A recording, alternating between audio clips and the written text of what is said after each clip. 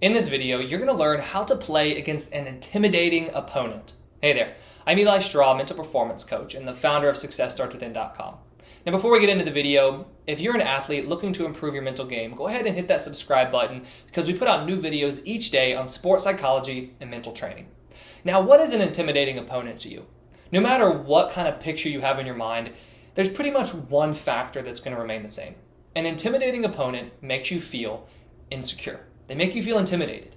Maybe it's because they're aggressive and you feel like they are going to injure you when you're playing against them. Maybe you feel like they're just a lot better than you. Maybe it's the way that they talk, they're really loud. Whatever it is, when you're facing an intimidating opponent, you feel intimidated, you feel insecure. And when you feel that way, you're not going to perform your best because you're not feeling as confident and free to perform.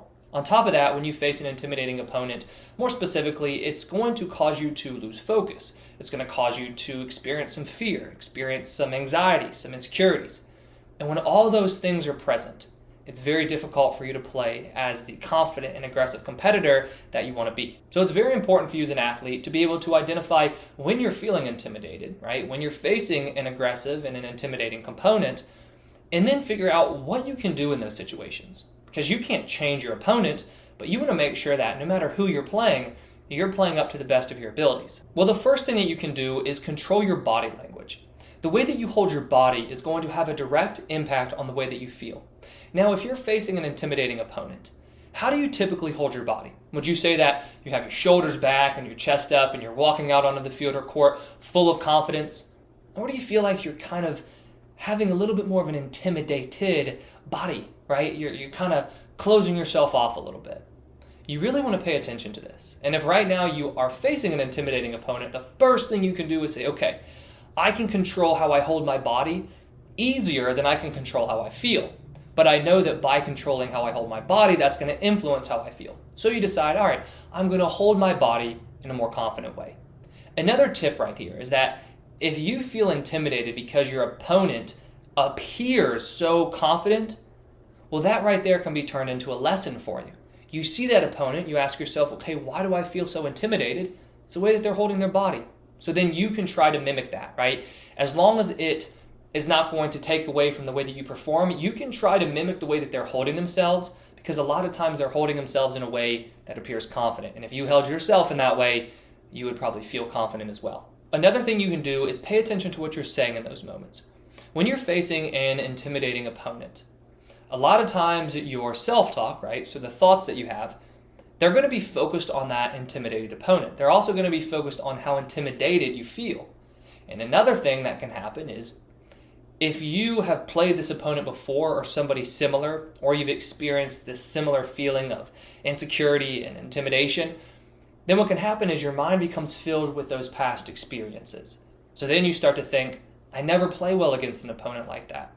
You want to make sure that your words in that moment, your thoughts, are helping you perform against that intimidating opponent rather than kind of making it a self-fulfilling prophecy where you're destined to perform badly.